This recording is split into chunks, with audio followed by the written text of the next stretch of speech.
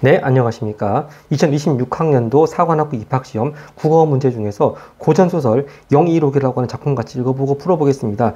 영일록 상당히 낯선 제목의 작품인데요. 역시 최근에 출제 이력은 없습니다.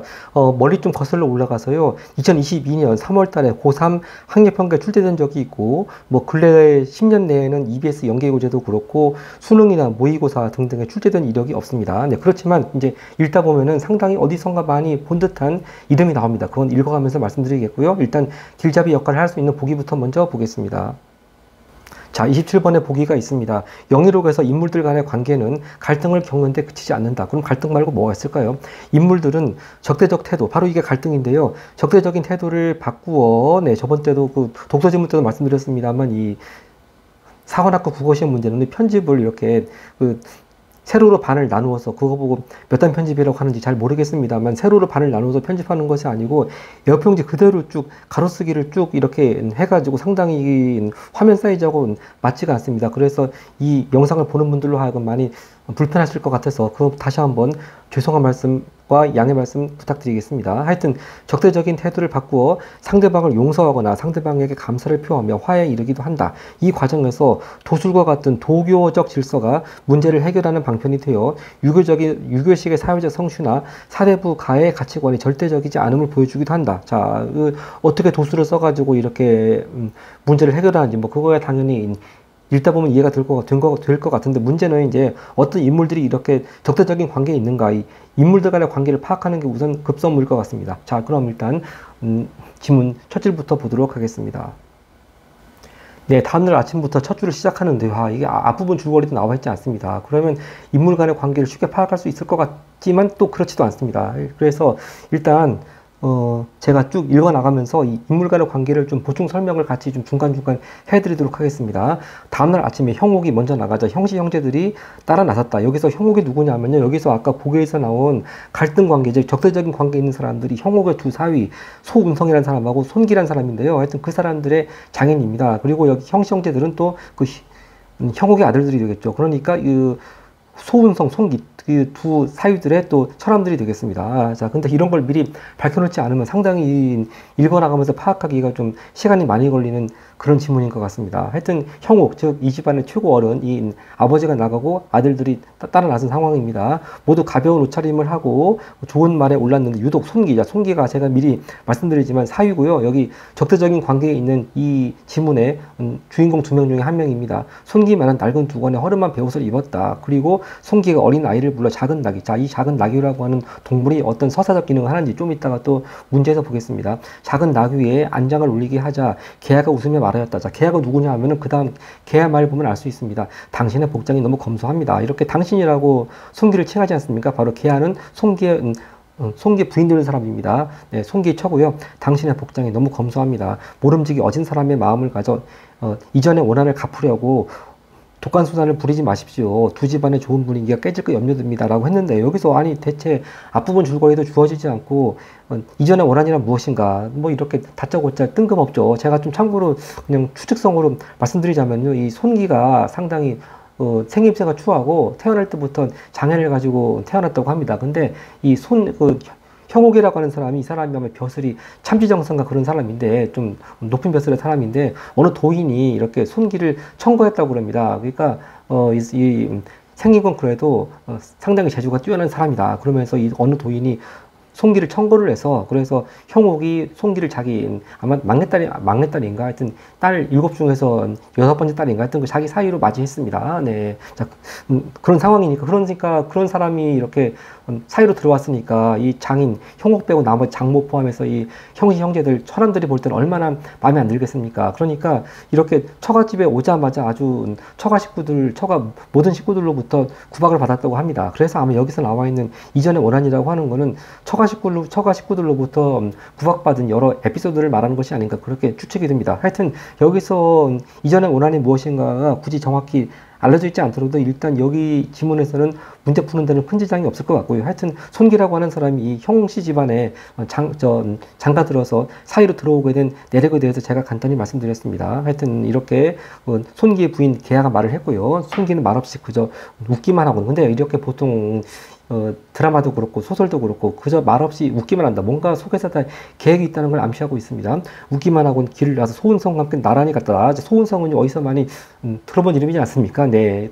제가 좀 이따가 소은성의 아버지 소현성이 나올 때 자세히 말씀드리겠습니다만 우리가 소현성 록이라고 아마 평가원 기출 문제 풀어보신 분들은 그 사람하고 떠올릴 겁니다. 아마 2023년도 그 6월달 모의평가에 나왔던 소현성 록 바로 소현성의 아들이 아마 소현성의 둘째 아들인가, 셋째 아들인가, 하여튼 소현성록이라는 책이 이른바 3대에 걸친 장편 소설 아니겠습니까? 소현성이 2대인데, 그 소현성의 아들이니까, 3대 소설의 제일 막내가 제일 마지막 대소가 되겠네요. 하여튼, 소은성 얘기는 제가 또 좀 이따 하도록 하겠습니다. 그래서 손기하고 소은성하고 같이 동서간인데 결론적으로 말해서 이 둘이 진짜 적대 관계에 있습니다. 네. 사실은 이렇게 미리 힌트를 주지 않으면 진짜 이거 지문을 처음 읽어나가면서 이런 인물간의 관계를 파악하기가 상당히 어려운 지문인 것 같습니다. 하여튼 소은성과 나란히 같다. 소은성은 정죄들 의관을 하고 임금이 하사한 청총말을 타고 있었다. 완전히 손기하고 정반대죠. 소은성이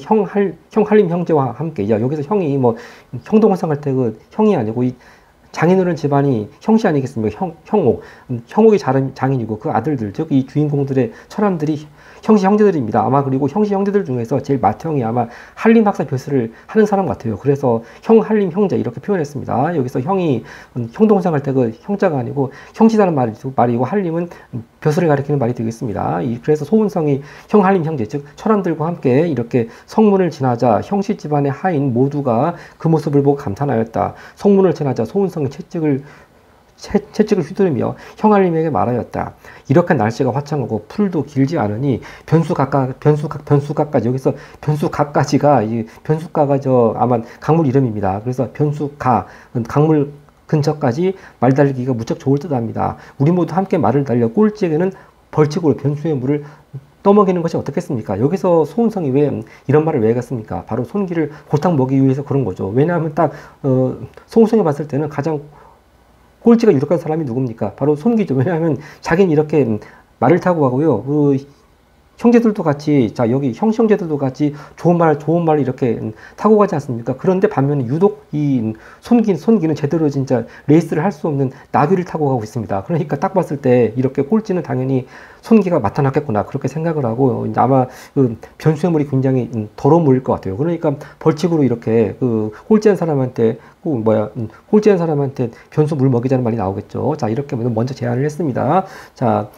그래서 소은성이 또 손기를 괴롭히려고, 여기서 또가 들어가는 거 보면 이 앞에도 얼마나 또 손기를 괴롭혔겠습니까? 그걸 충분히 암시를 하고 있고요. 그래서 여기서 우리가 알 수가 있는 것이 아까 보기에 나와 있던 적대적 인물 관계라고 하는 그 두 사람은 바로 소은성하고 손기, 두 동서간이라는 걸 알 수가 있겠습니다. 소은성이 또 손기를 괴롭히려고 이런 제안을 한다는 것을 알아챈 형할림이 안타까운 표정을 지으며 말하였다. 우리는 다 말을 탔으니 서로 달리기를 할 수 있겠지만 손서방은, 여기서는 바로 손서방이라는 걸 봐도 역시 손기는 이 형제 집안의 사이구나 알 수가 있겠고요. 여기서 형할림이 이렇게 소은성이 아니고 손기를 가리켜서 손서방이라고 하는 건 자기 누이의 남편이니까 그 이름 매부인 셈이죠. 그러니까 손서방 그렇게 호칭을 하고 있습니다. 손서방은 약한 나귀를 탔으니 어찌 달리기를 할 수 있겠는가. 또한 손서방은 일찍이 병이 있어 말 달리기를 잘 못한다네. 제가 아까 말씀드렸다시피 손기가 태어날 때부터 장애를 가지고 태어났다고 합니다. 그걸 가리키는 말인 것 같습니다. 손서방은 일찍이 병이 있어 말 달리기를 잘 못한다네. 그런 나름대로 형할림은 좀 인간적인 사람이네요. 그랬더니 이제 또 소은성이 반론을 합니다. 말은 좋고 나쁜 것이 없고 오직 잘 다루기에 달렸습니다. 손 선생이 선천도의 이치를 깨달아. 아까 보기에 도술 얘기 나오던데 뭔가 도술을 깨달은 모양입니다. 선천도의 이치를 깨달아 6마리 용에 멍에를 지어 하늘에 오르는 도술을 익히 배웠거늘 어찌 나귀 하나 다루지 못하겠습니까? 형님이 매번 손 선생을 위한다며 제 말을 막으시니 오늘은 제가 직접 청하해 보겠습니다. 하고 이제 이렇게 소은성이 말을 마치고는 즉시 말을 돌려 손기에게 갔다. 여기서 이제 소은성이 손기한테 말 달리기 시합하자고 제안하는 부분이 A로 쫙 밑줄로 그어놓고 이게 26번으로 이어지겠습니다. 소은성이 직접 손기에게 제안합니다. 이게 작은 A로 묻겠습니다. 말 달리기는 예로부터 사대부들이 해야 하는 육예 가운데 한 가지입니다. 함께 말을 달려 즐거움을 더하는 것이 어떻겠습니까? 제안하고 있습니다. 이제 사실은 이렇게 해서 손기를 골탕 먹이려 하는 음모 우리가 충분히 알 수 있습니다. 여기서 26번으로 가기 전에요. 제가 이렇게 틈틈이 그 인물 간의 관계를 말씀드렸으니까 훨씬 더 읽어나가기가 좀 수월하게 생각하셨을 것 같은데, 만약에 이런 인물 간의 관계도 전혀 알 수가 없고 앞부분 줄거리도 나와 있지 않고 그럼 상당히 읽어 나갈 때 좀 시간이 걸릴 지문일 것 같습니다. 그렇지만 뭐 나중에 평가원 시험 구평이나 뭐 구모나 수능에서 이렇게 나오면 어떡하나 또 걱정할 수도 있는데, 평가원 시험에서 그런 걱정은 할 필요 없을 것 같습니다. 만약에 이렇게 인물 간의 관계를 파악하기 어려운 지문이 나오면 이미 앞부분 줄거리에서 인물 간의 관계 정리해 줄 것이고요. 만약에 그렇지 않다면 아마 그런 지문은 EBS 수능 특강이나 수능 완성에 있는 연계 지문일 겁니다. 그래서 그 연계 지문을 얼마나 충실히 공부했는가에 따라 가지고 쉽게 실전에서 인물간의 관계 빨리 파악해 가지고 쉽게 읽어 나갈 수 있는가를 또 판가름할 수 있게 하는 거죠. 그래서 바로 그 예가 앞전에 6평에 나왔던 김진옥장 아니겠습니까? 네, 자, 그러니까 이렇게 너무 앞부분 줄거리나 아무 힌트 없이 인물 간의 관계를 파악하기가 어려운 질문이 아닌가 하고, 혹시 평가원도 이렇게 시험 내면 어떡하나 걱정하실 필요는 없을 것 같아요. 자, 하여튼 자, 이렇게 해서 소은성 송기한테 말 달리자고 직접 제안하는 거를 26번 한번 A를 가지고 풀 수 있는 거 풀어보겠습니다. 네, 26번입니다. 자, A를 가지고 풀 수 있는 거 선지 1번부터 보겠습니다. A에서는 상대방에게 과거 예법에서 벗어나 자발적으로 나설 것을 설득하고 있다니요. 자, 여기서 A가 지금 일단 A가 소은성이 손기한테 제안을 하는 것인데요. 이 A에서 상대방이 과거 예법에서 벗어나더니, 아니, 과거 예법에서 이렇게 6예는 예로부터 사대부들이 꼭 반드시 반드시 해야 하는 것이다. 그런 걸 강조하는 것이니까 과거 예법에서 벗어난 게 아니고 오히려 과거 예법을 강조하는 것이죠. 6예는 네, 사대부들이 반드시 해야 하는 것이다. 그러니까 같이 말달리기 피하면 안 된다. 그렇게 했으니까 여기서 딱 벗어나가 틀렸네요. 그리고 선지 3번을 보겠습니다. 3번 A에서는 자신의 의도를 숨기기 위해, 그렇죠, 송기를 골탕 먹이려는 의도, 자기 의도를 숨기기 위해 즐거움을 함께하자. 즉 말달리자는 즐거움 함께하자고 부추기고, 이건 A는 맞다고 볼 수가 있겠습니다. 또 선지 4번을 보겠습니다. A에서는 상대방의 무지를 일깨우며 태도 변화의 필요성. 자, 글쎄요, 뭐 송기가 말달리기 안 하겠다고 한 것도 아니고 무슨 태도를 변할 거리가 없고, 무엇보다도 또 무지를 일깨우는 것이 없습니다. 너 이거 6년 모르고 있잖아. 그렇게 무지를 일깨우는 것도 없고 태도를 변화할 만큼 무슨 앞전에 어떤 태도를 취한 것도 없습니다. 자, 그러니까 일단 4번은 A서부터가 틀렸다고 봐야 되겠네요. 또 선지 5번을 보겠습니다. A는 사회적 가치나 관습을 바탕으로 자신의 행동이나 판단에 정당성을 부여하고 있다. 즉 같이 말달리자고 제안하는 것인데, 이게 사회적 가치나 관습을 바탕으로 할 수가 있겠네요. 왜냐하면 뭐라고 했습니까? 예로부터라는 말이 들어가 있죠. 예로부터 말달리기는 사대부들이 해야 하는 융야 가운데 한 가지다. 그러니까 함께 말을 달리자. 자, 그러면서 자신이 이렇게 말달리기 경주하자는 제안에 대해서 바로 예로부터라는 말을, 즉 사회적 가치나 관습을 들어가지고 정당성을 부여하고 있다. 이건 A는 맞다고 볼 수가 있겠습니다. 결국 B를 가지고 정답을 찾아야 될 것 같습니다. 자, 계속 다시 한번 지문으로 가서 보겠습니다. 자, 이렇게 직접 제안했더니 계속 형알림은 만류하고자 하는 그런 컨셉입니다. 즉 형알림이 급히 말을 돌려 말리고자 하는데 뜻하지 않게 송기가 채찍을 들어 태연하게 응낙하였다. 그렇죠. 아까 전에 그 송기가 자기 부인이 하는 말 듣고 말없이 그저 웃기만 했다고 하지 않았습니까? 뭔가 비범한 인물은 딱 계획이 있습니다. 태연하게 응낙을 했습니다. 손 선생의 깊은 속을 우리가 헤아릴 수 없는데, 자, 이건 누가 말입니까? 송기가 하는 말이 아니고 소은성이 하는 말이겠죠. 네, 이렇게 소은성이 손 선생의 깊은 속을 우리가 헤아릴 수 없는데, 형님은 누구겠습니까? 형알림을 말하는 것일 테고요. 네, 아마 자기 부인의 오빠가 되니까, 즉 손이 처담이 되니까 형님이라는 호칭을 쓰고 있는 것 같습니다. 그래서 형님은 무얼 그리 지나치게 근심하십니까? 했습니다. 자, 소은성이 형알림을 돌아보고 웃으며 말하고는 말의 재간을 기준으로 하여 모든 형제들을 기러기 때처럼 나란히 서게 하였다. 그리고는 신호에 맞추어 모두가 동시에 채찍을 들어 달려나갔다. 몸이 날아가는 기러기같이 날랜데다가 워낙 좋은 말을 딴 소은성이 맨 앞에서 달리고, 우리가 당초 예상한 시나리오하고 다르게 가네요. 그렇지만 오래 못 간다는 걸 좀 있으면 알 것입니다. 맨 앞에서 달리고 이어 형씨 집안 형제가 차례로 뒤를 이었다. 그들이 변숫가에 거의 다다르자 송기가, 자, 이제 대역전극이 시작이 되겠습니다. 송기가 채찍을 들어 한번 나귀를 쳤다. 그러자 나귀가 굽을 솟구쳐 오르더니 별이 흐르고 번개가 지나듯이 가운데를 꿰뚫어 먼저 변숫가에 도착했다. 이 나귀도 보통 나귀가 아니군요. 잠시 후 형씨 집안 형제들도 차례로 이르렀다. 그럼 누구만 남았습니까? 결국 소은성이 꼴찌네요. 다만 소은성이 탄 말만은 뒷굽이 무거웠는지 달려나오지 못하였다. 결국 소은성이 꼴찌가 되었습니다. 자, 이 부분 아까 그 나귀가 아주 진짜 초인적인 활약을 하지 않습니까? 그래서 아까 나귀에 대해서 그 작은 나귀의 서사적 기능이 25번에 나와 있으니까 25번 문제를 가서 잠깐 풀도록 하겠습니다.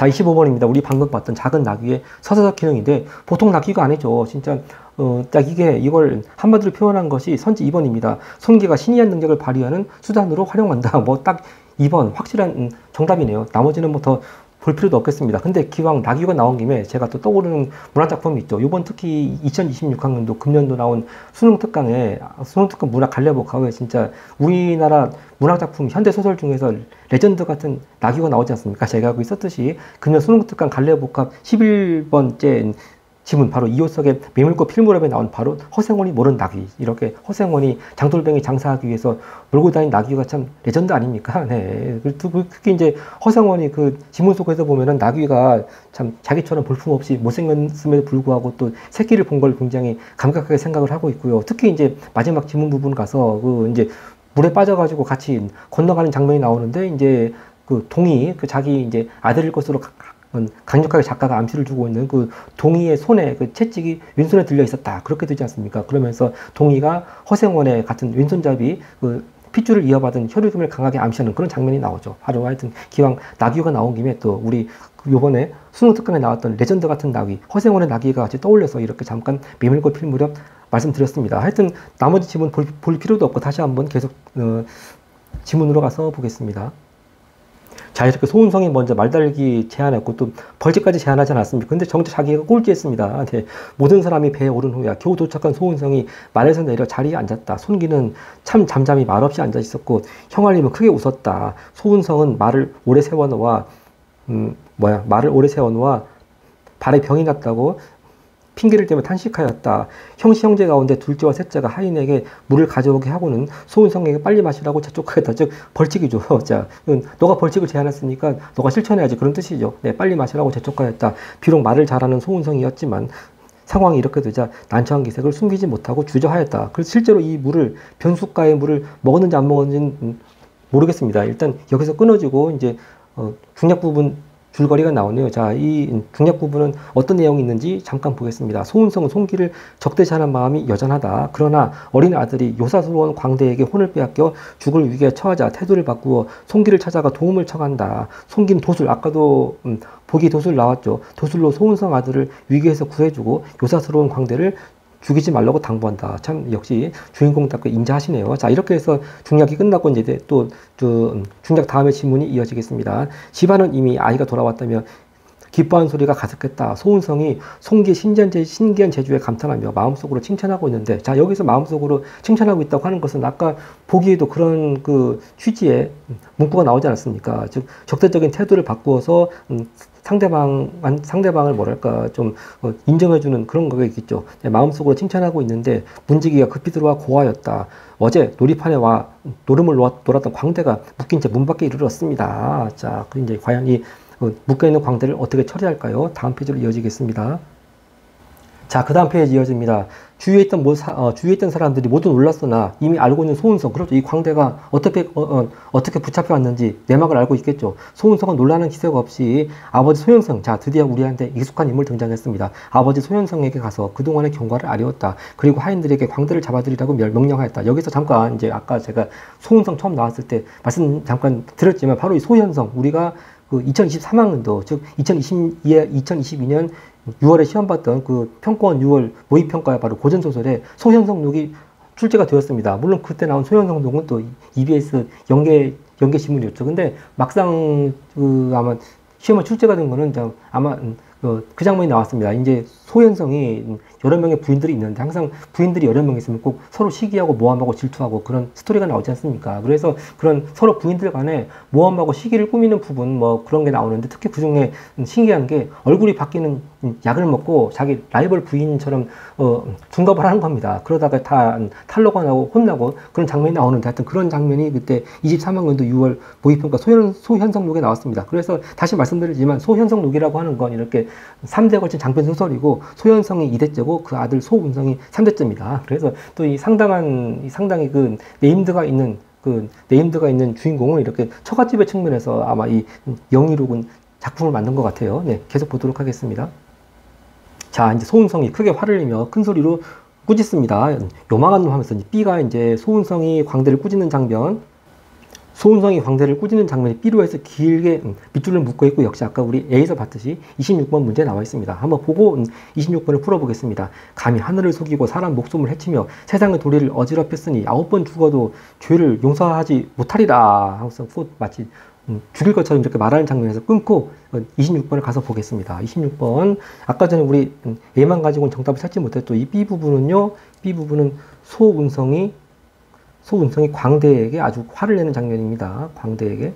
자, 선지 2번을 보겠습니다. B에서는 상대방의 잘못이 초래한 결과를 나열하며, 초래한 결과 뭐겠습니까? 네, 하늘을 속이고 사람 목숨 해치며 세상돌이 어지럽힌 결과를 나열했다고 볼 수가 있는데, 처벌을 피할 방법 제시하고 있다. 아, 너가 죽기 싫으면 이렇게 하라. 처벌을 피할 방법 제시한 것이 없죠. 그래서 땡이 되겠습니다. 선지 3번을 보겠습니다. 아까 A는 일단 맞다고 봤고요. B를 보겠습니다. 개인적인 원한을 숨기기 위해 감정을 절제하고 있다. 자, 이 표현이 감정을 절제한 겁니까? 전혀 아니죠. 그래서 선지 3번 A는 맞았지만 B에서 틀렸습니다. 선지 4번을 보겠습니다. 4번은 A부터가 틀렸는데 한번 B를 보겠습니다. B에서는요, 상대방이 끼친 해악의 정도를 거론하며 지은 죄가 가볍지 않음을 강조하겠다. B는 맞다고 볼 수 있겠는데 이미 A부터가 틀렸습니다. 그럼 답이 될 수 있는 건 5번밖에 없겠습니다. 아까 A는 맞다고 봤고요. B의 사회적 가치나 관습을 바탕으로 자신의 행동이나 판단에 정당성을 부여하고 있다. 좀 말이 좀 추상적이라고 볼 수가 있는데, 이것도 그 B를 잘 보면은 감히 하늘을 속이고 사람 목숨을 해치며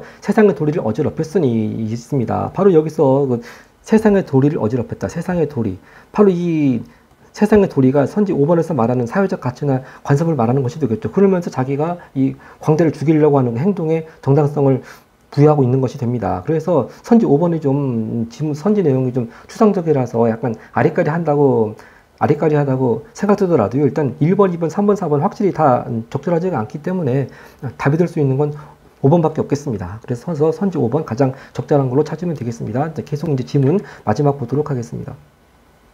자, 이렇게 소은성은 광대를 죽이려고 화를 내는데, 아까 우리 중략 부분 봤을 때 손기는 광대를 죽이지 말라고 했었죠. 어떻게 되나 보겠습니다. 즉시 하인들에게 형장을 베풀어 매우 쳐 죽이라고 명하였다. 광대가 땅에 엎드려 살려달라고 빌자. 소현성. 자, 드디어 다시 아버지가 등장합니다. 소현성이 그 소리를 듣고 소은성을 불렀다. 저 요망한 놈의 죄는 죽여도 아깝지 않다. 허나 나라의 죄수가 아니니 어찌 사람의 목숨을 함부로 처단하겠느냐. 하물며 유학의 도를 걷는 내가 어찌 사람을 가볍게 죽여 자그마한 원망을 사려고 하느냐. 그 죄를 널리 알리고 다스려 먼 곳으로 내치는 것이 무방할 것이다. 그러니까 살려주어라, 그런 뜻이죠. 소은성이 아버지 가르침을 듣고 비로소 깨달아 송기가 한 말을 고하였다. 자, 이제 이렇게 송기가 한 말을 소은성이 하는 부분은 지금 생략에도 있습니다. 왜, 뭘 보면 알 수 있냐면요, 내 동서가 이른 대로 바로 그 말이 이어지지 않습니까? 그럼 내 동서라고 말할 수 있는 사람은 소현성밖에 없죠. 그래서 그 다음에 나오는 큰 따옴표 부분, 놓아주고 살려주고 내 동서가 이런 대로 하는 것이 좋겠다. 요거는 소은성이 말한 것이 아니고 소현성이 말한 것으로 이해를 해야 되겠습니다. 그래서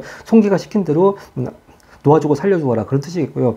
죽이지 말라고 했다니 굳이 그 뜻을 어기면서까지 죽일 필요가 있겠느냐. 다만 이 요괴를 놓아주었을 때 다른 지방에가 술법을 팔아 장난을 친다면 후일 큰 걱정거리가 될까 염려스럽구나.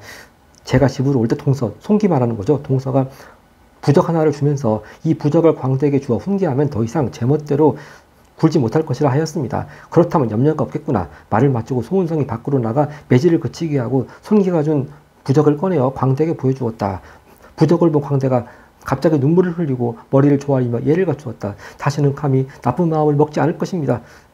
그리고 하늘 우러러보며 저를 멈추지 않았다. 소은성이 묶은 것을 풀어주며 말하였다. 내가 이제 이 나라를 떠나 삼천리 밖으로 가면 내 죄를 용서하겠지만 만약 그렇지 않으면 다시 벌을 받을 것이다. 광대가 황급히 대답하고는 머리를 감싸고 쥐순 듯 돌아갔다. 자, 겨우 목숨을 구해서 갔습니다. 자, 그 다음에 이제 소은성이 안치로 들어가 경화와 개, 아까 개하는 송기 부인이라고 했고요. 그럼 경화는 누구일까요? 경화는 조금 읽어보면 짐작이 되겠지만 소은성의 부인입니다. 그러니까 경화와 개하는 같은 자매고, 그 아버지는 아까 전에 누굽니까? 형옥이 되겠죠. 네. 경화와 개하에게 신령을 불러 요괴를 사로잡아 아이 혼백을 찾아오던 전말을 전하며 감사의 뜻을 전하였다. 경화가 놀라고 개하 또한 한동안 놀라고 의아하게 생각하였다. 이튿날 소은성이 술과 먹을거리를 가지고 형제 집안으로 가서 형알림 형제와 손기를 찾아 함께 즐기며 아들이 무사히 살아 돌아온 것을 살해하였다. 바로 이것이 아까 보기 마지막 부분하고 이거죠. 즉 적대적인 관계에 있다가 상대방의 감사를 표하며 화에 이르렀다. 바로 그 부분을 이렇게 지문 마지막에 끝맺었습니다. 자, 이렇게 아주 화기애애하게 끝났고, 일단 바로 처음 문제 24번 한번 내용일치 문제를 보겠습니다. 적절하지 않은 거 고르는 것입니다. 선지 1번입니다. 개화가 아까 손기차라고 했습니다.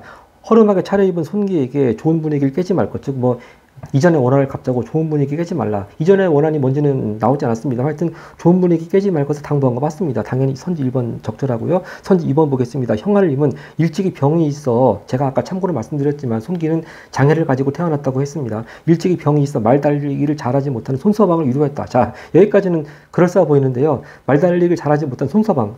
수직하는 것까지 맞는데 손서방을 위로한 것은 아니고, 자, 이걸 뭐라고 표현해야 되겠습니까? 손서방을 위해서 소은성을 만류했다고 해야 되겠죠. 네. 그래서 말 달리기를 잘하지 못하는 손서방을 배려하기 위해서 소은성을 만류했다. 그렇게 이어져야지 맞는 문장이 되겠습니다. 소은성을 만류했다. 자, 그래서 선지 2번은 그럴싸하게 손서방을 수직한 데까지 맞겠습니다만 손서방을 위로한 적은 없죠. 네, 그래서 선지 2번이 답이 되겠습니다. 적절하지 않은 거 금방 찾았네요. 자, 가볍게 3번 이하 보겠습니다.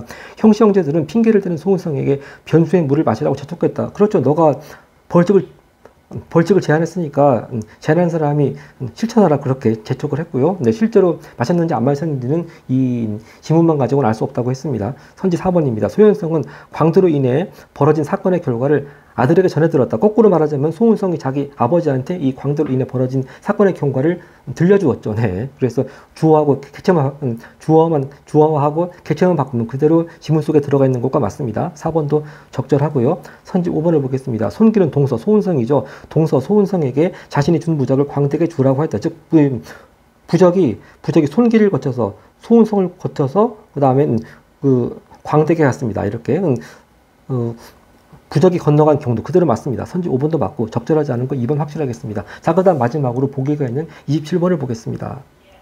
자, 27번 다시 한번 선지 보기 앞서서 일단 아까 전에 처음 읽을 때는 과연 여기서 적대적인 태도를 가진 사람들이 누구인가 일단 궁금했었는데 금방 읽고 우리가 파악할 수 있었습니다. 즉 적대적인 태도를 가진 인물들은 소은성하고 송기 두 동서간이었습니다. 소은성, 송기 두 동서간의 대립. 네. 동서간 대립이 있었고 갈등이 있었고 적대적 관계 있었는데 나중에는 이렇게 서로 용서, 감사 이렇게 화해에 이르는 아주 화기애애한 해피엔딩으로 끝나는 분위기였습니다. 자, 그렇게 정리하고 선지 1번을 보겠습니다. 정제된 의관을 입고 임금이 하사한 청총맞한 모습에서 이건 누굽니까? 소은성 모습이죠. 소은성이 임금에게 인정받아 유교식의 사회적 성취를 이룬 인물임을 알 수 있고 그대로 맞고요.